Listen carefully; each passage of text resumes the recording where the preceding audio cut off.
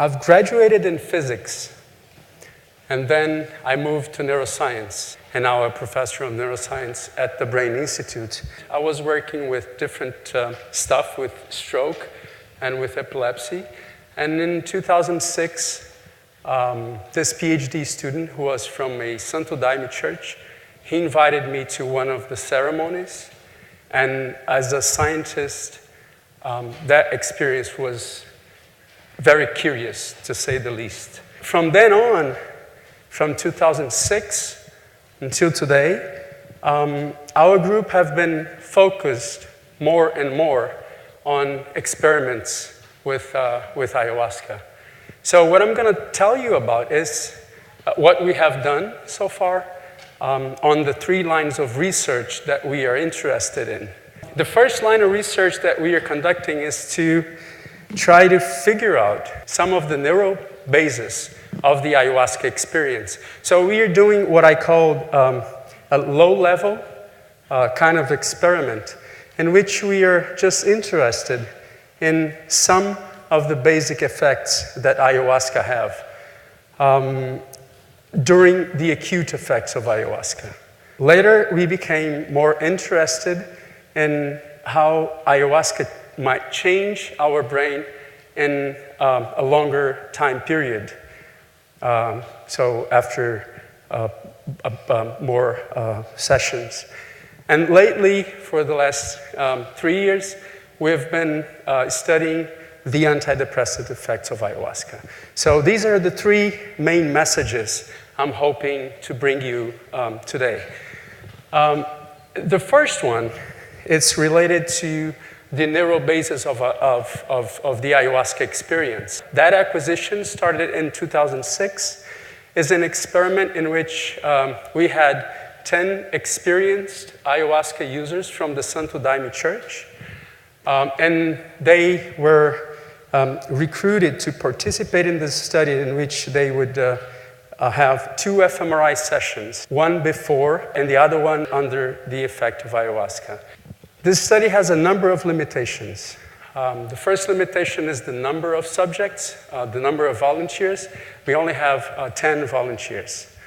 The second great limitation is the fact that we are only studying experienced individuals. So that restricts our results to this group of individuals.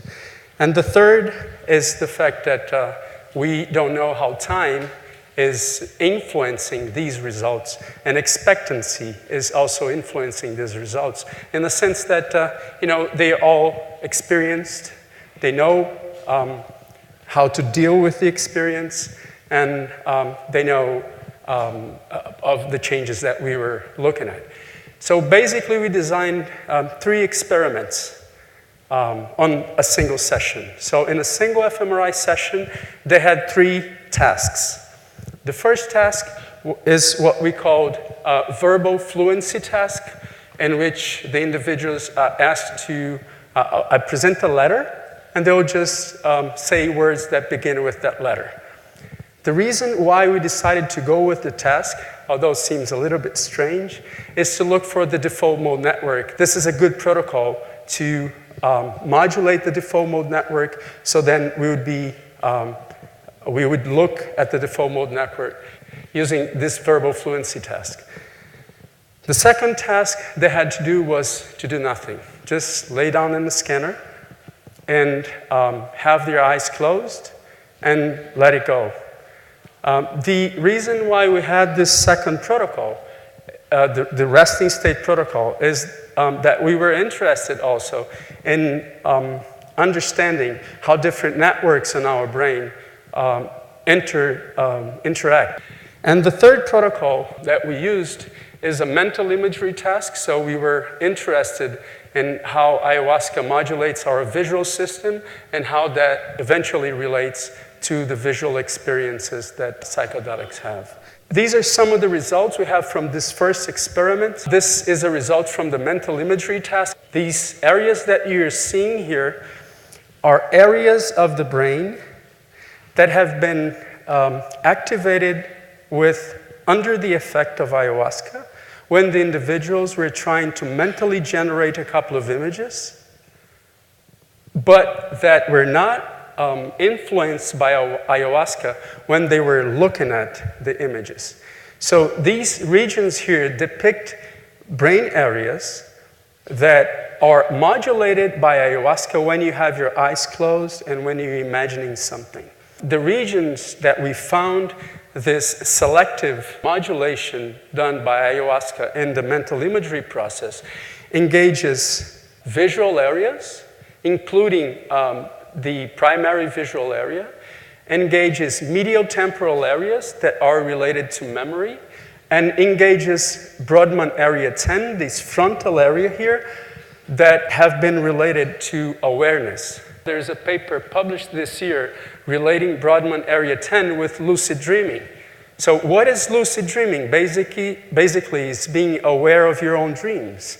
And this area seemed to be an area engaged in lucid dreaming. So because of that, we decided to analyze another structure that is also related to awareness, that is the thalamus. And why is the thalamus related to awareness? If I ask you right now to pay attention to the contact that your clothes make with your arm, every one of you will feel it. And one of the brain structures that have been implicated in this attentional movement, in this awareness movement, is the thalamus. So that if I ask you, your thalamus kind of direct your attention or participate in the process of directing your attention to your arm. So what we were interested in is, does the thalamus get involved also when you have this type of experience, when you have an increased awareness of your visual inner world?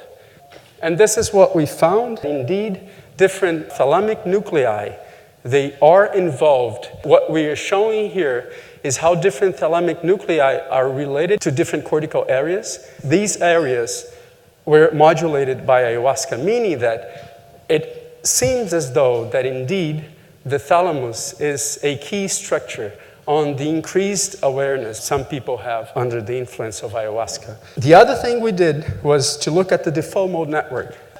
What we found for the default mode network, a decrease in activity of the default mode network and changes in connectivity of the default mode network is also related to the experience of ayahuasca.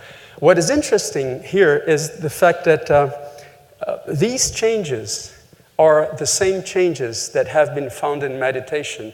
So when you look at meditation when the individuals are meditating, or when you compare experienced meditators to naives, you see changes that are similar to the ones that we are seeing. Basically, you have a decrease of activity in the default mode network, and you have an increase of activity in this other network that's called the salience network. One thing that we are doing right now is try to relate these two types of results, try to relate how these networks change under the effect of ayahuasca with eventual changes that we might find when individuals are practicing meditation. So we have one study going on that it's about trying to find if this relation exists. For the long-lasting effects of ayahuasca, we helped in a study that was coordinated by Jordi Riba in Spain.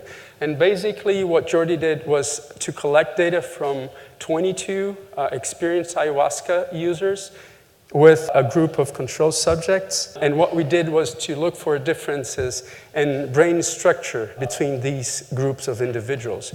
And we found that, in fact, there are two structures, the posterior cingulate gyrus and the anterior cingulate gyrus, that are changed by the long-term use of ayahuasca. What is most interesting on this study, I find, is that this change in the posterior cingulate gyrus, this decreasing of the density of the posterior cingulate gyrus, correlates with traits of personality like transpersonal identification and self-transcendency, which have been related to openness. So this contributes to the findings that the Rowland's group have shown. What we have contributed here is just showing that these changes on personality traits, on openness, for instance, correlates with changes in different brain structures.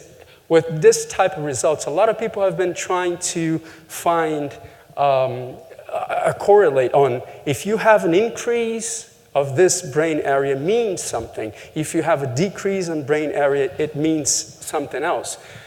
An increase or a decrease on the size of a specific brain area mean nothing. There's no causality to it. It's not good or bad. It's just a change. So the third set of studies that we have been conducting is the study on ayahuasca with depression. We've done a first open label study that I'm presenting the results here. This open label study was conducted in 17 patients. What you see here in red and in blue are two different psychiatry scales. What you see here on the left is what's going on along the experimental session, so the baseline 10 minutes before they drink ayahuasca, and then 180 minutes. After 180 minutes, we already find a statistical difference between the baseline and the 180 minutes. But what's more interesting, you see that that change continues for 21 days. So after a single session of ayahuasca, what we found is that there is an antidepressant and a persistent antidepressant effect that lasts for 21 days. The other two scales, the CADSS scale, measures dissociative symptoms. There is a very strong dissociation that is already known along the ayahuasca experience. And this scale here measures mania kind of symptoms, showing that at least in this group of major depressive patients, we do not see an increase on mania symptoms. On these patients, we also conducted a SPECT study before and 8 hours after the experimental session. And interesting, we found that there is a change in activity of 3 nuclei. This is the nucleoaccumbens. The second row, you see the insula, and the third row, you see the subgenual cortex. Particularly, the subgenual cortex have been related to depression. That might be, an interesting marker of what we have been finding. What is the main issue with this study? What is the main limitation of this study?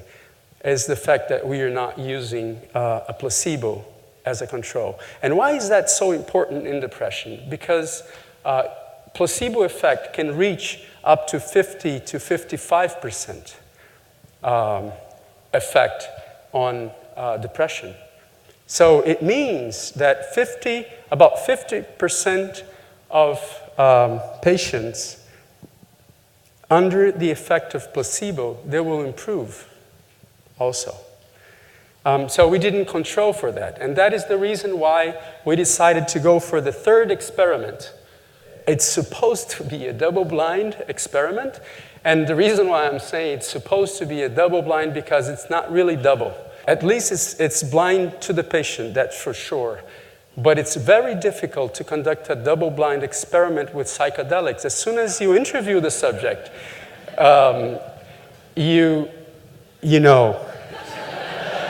So we had long conversations in our group on how to control for that. And the thing is that there are interesting aspects on that experience, particularly on the depressive patients. That is, the placebo effect is high, meaning that the psychiatrists who are doing the evaluations, they are not 100% sure that what those individuals have taken is placebo or ayahuasca. Second, our placebos seem to work as well as in a sense that one individual threw up with a placebo. All right. So our placebo is working. They're all naives.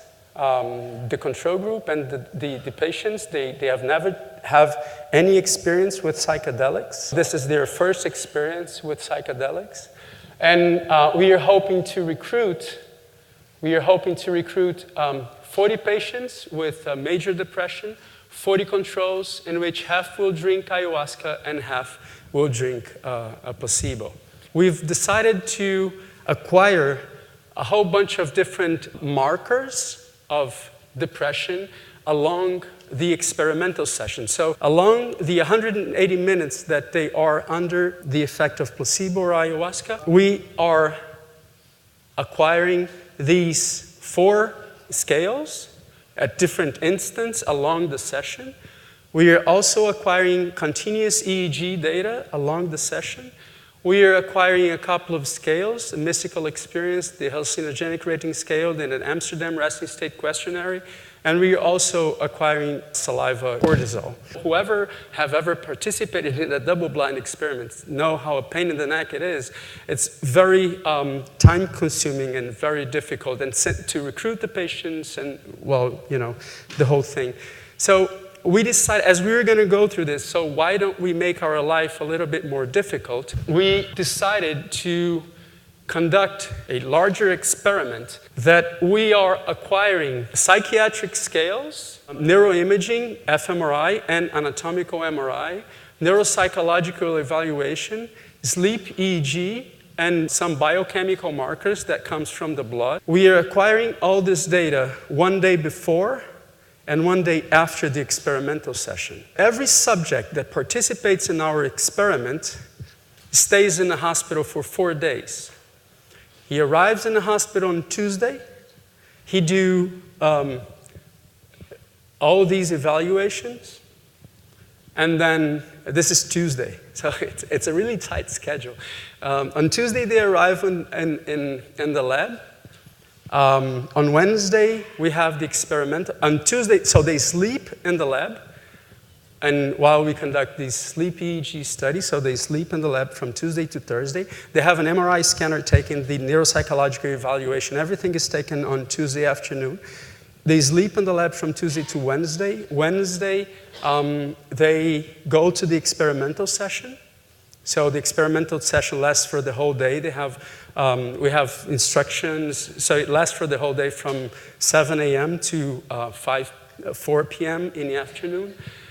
And then some of the patients, they stay in the hospital depending on their condition. Some of the patients are allowed to go back home. And the control subjects, the control volunteers, they go home.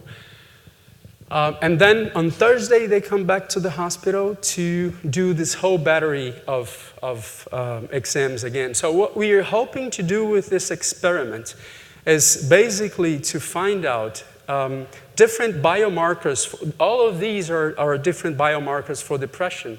So what we are hoping to look for, to research, is how do ayahuasca selectively changes these biomarkers. IL-4, IL-6, and IL-10, they are markers of our immune system.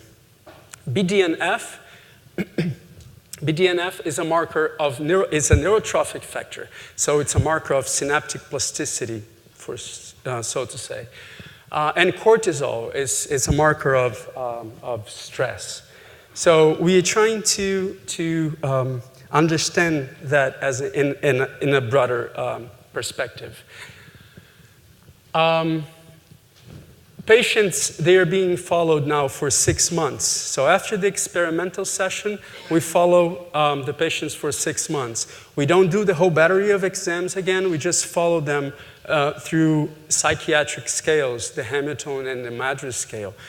We follow them on day 7, day 14, 1 month after, and then from then to 6 months every month. 1, 2, 3, 4, 5, 6 months after. We don't have the results yet, but I thought I could share some of our impressions on this experiment. The first thing is that we have managed already to conduct the experiment in 68 individuals.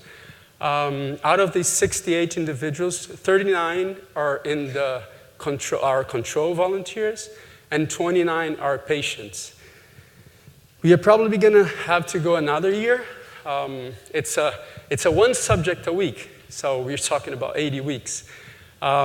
We started that in January 2014. That's when we started data acquisition, when you have everything approved. So it started in January 2014, and this week we had the 68th subject. The first impression we have is that the patients, they seem to suffer much more than the control volunteers. So there's a lot of suffering in the experimental session. It's not an easy session. It's not an easy session to whoever is conducting the session. It's not an easy session for the patients particularly. 30% of the patients vomited, and this is important if you want to try that as a clinical tool. So 30% of the patients vomited, and 20% of our control group have vomited, and one with a placebo, like I said. 3 patients, they have already asked to take ayahuasca again. We don't offer again. Our deal with the patients is that we are going to follow them for 6 months. During this period of 6 months, we are going to put back their regular medication. And then after 6 months, if they want to repeat the session, they can. We did not have a problem on, this is something that I believe we'll have in the future, someone in the placebo group who wants to repeat the experience. I'm serious. I'm not, it's serious. And we don't know what to do. But anyways, that haven't happened yet. The placebo effect is high, really, really high. To a point that, and the group of patients that we have, they're really severely impaired. There was just one case of one patient that had a placebo, and he left, he was a fisherman. He was so well after the placebo session that after 15 years without going to the sea, he decided to take a walk on the beach. 15 years. What are the perspectives from the patients? This is some of the reports, and what I have here on the left is a drawing from one of our patients. A drawing from a psychedelic experience. No colors. And this patient is the one who said that. I was in contact with the essence of pain. Everything was pain. My message here is that it is difficult. Out of the 29 patients, only one had what I can say had a full pleasant experience throughout the experimental session.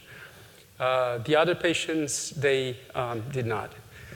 So with that, this was taken last week, so we did not have time to have all the group here. But this is the group that I have to thank. We are giving psychedelic to individuals in a hospital setting. But all of our individuals, they appreciate it, although they went through a difficult time. A lot of our individuals, they refer to our lab as a 5-star hotel. It's so, you know, we expect to have even a more significant placebo effect because it's not really a placebo. These patients, they stay in the hospital for 4 days. And they come, most of them, they come from a very difficult reality. When they come to the hospital, it is indeed a 5-star hotel. I believe that we are not calling it a placebo effect. We are calling it a care effect. So it's not a placebo. We are really taking care of these people, giving attention, offering comfort, offering whatever. Our main difficulty will be to control for this care effect. I'm really happy to be here with you. Thank you.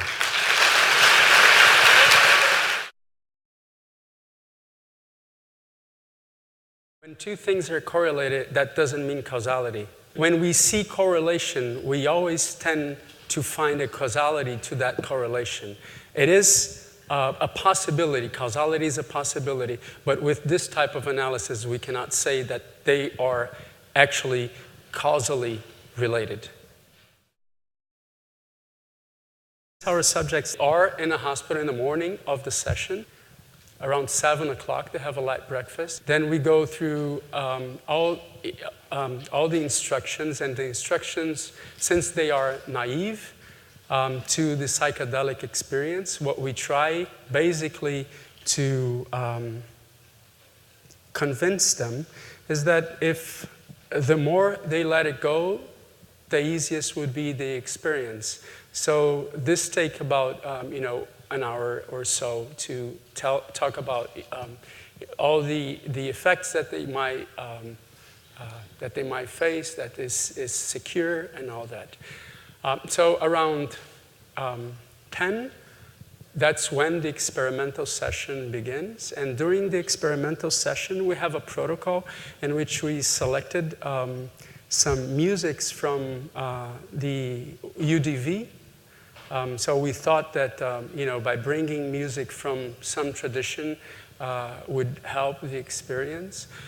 So what we have none of our psychiatrists have an experience with ayahuasca.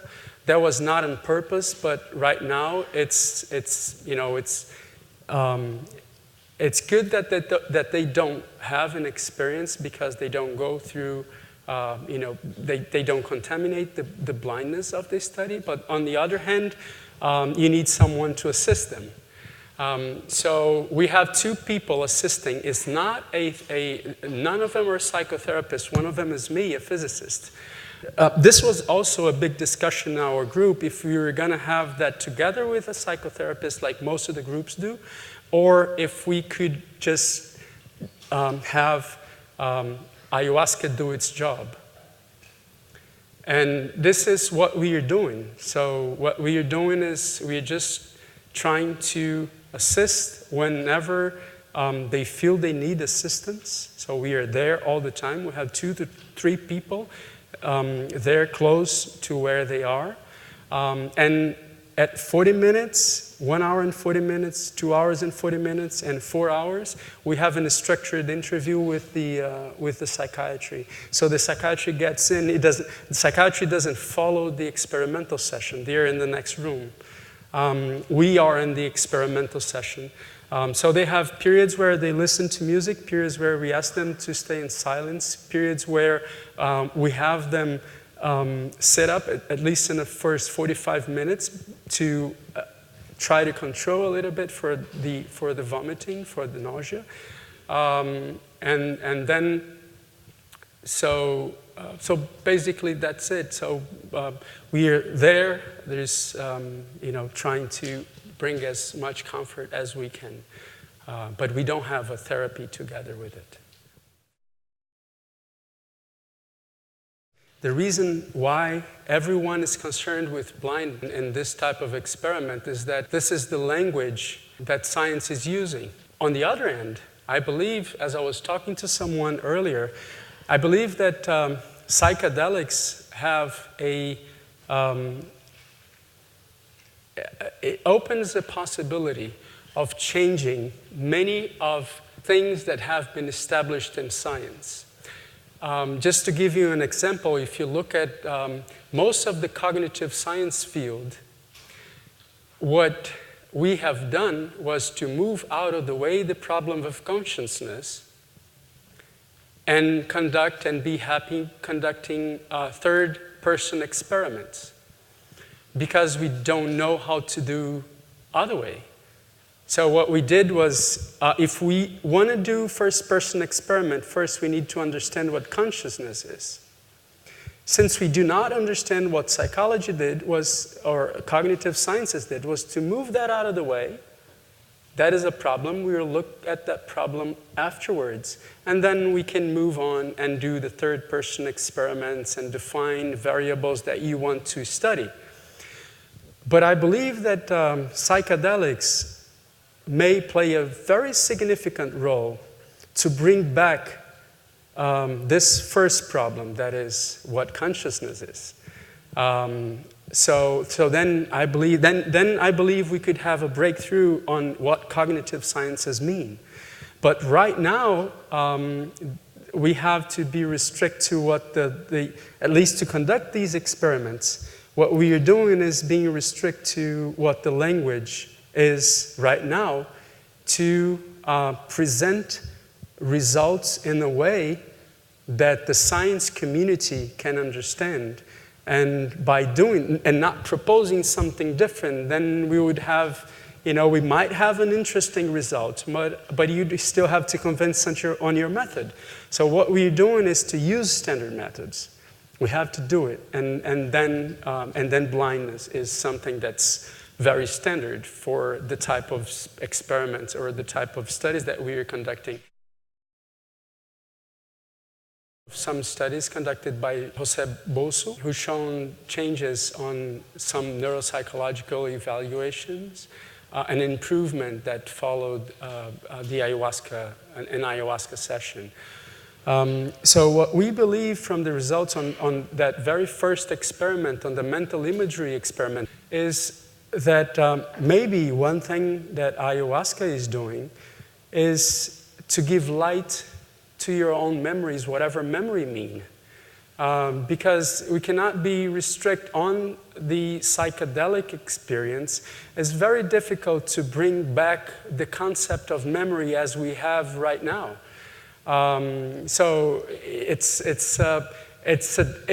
is just as if it's a different cognition, or is not, ordinary cognition. So it's very difficult to. This is for anything that we do. We are relying on experiments that have been conducted and that results have been found in this, I'd call it a regular state of consciousness. So this is the basis. And this is why I was telling him that, we are using the same basis to study two different things. So maybe we'll have to change the basis. But again, by bringing that to that common, regular consciousness basis, one thing that we are investigating is the relation on, I'm sorry, this is the reason why we are looking for awareness. So if we have an increased awareness, is an increased awareness to what? That is the following question. We have an increased awareness, apparently. At least, some of the brain markers we are seeing tend to move us on this direction.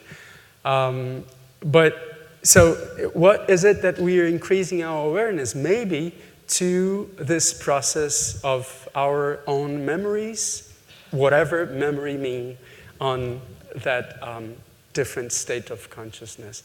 And so this is what we have so far. One thing that we are investigating is that, as Robin said, the default mode network is a structure that have been related to mind wandering, right?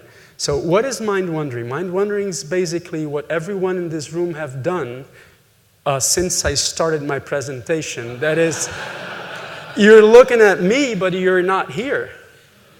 Right? So this is a characteristic of thinking. So maybe what we are seeing in our results is an increased awareness to your own mind wandering with a different content on it.